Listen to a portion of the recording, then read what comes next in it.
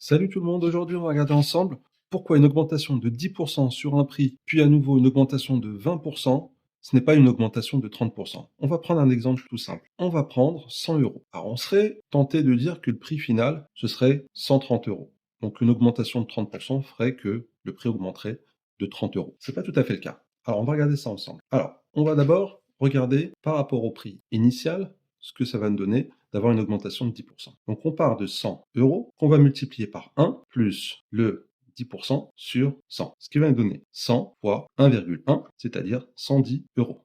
Donc la première augmentation va faire que notre prix va passer de 100 à 110 euros. Ensuite, on a une deuxième augmentation, donc on part de 110 euros, et cette fois-ci on applique une augmentation de 20%, ce qui va nous donner 110 fois 1,2, ce qui nous donne 132 euros. Donc notre prix final ici, c'est tout simplement 132 euros. Donc là, on a une augmentation de 32 euros et non pas de 30 euros comme on aurait pu y penser dès le départ. Alors, pourquoi c'est comme ça? Parce qu'en fait, ici, on a une augmentation suivie d'une autre augmentation. C'est ce qu'on appelle des augmentations successives. Le calcul est différent que d'additionner tout simplement des pourcentages entre eux. Voilà.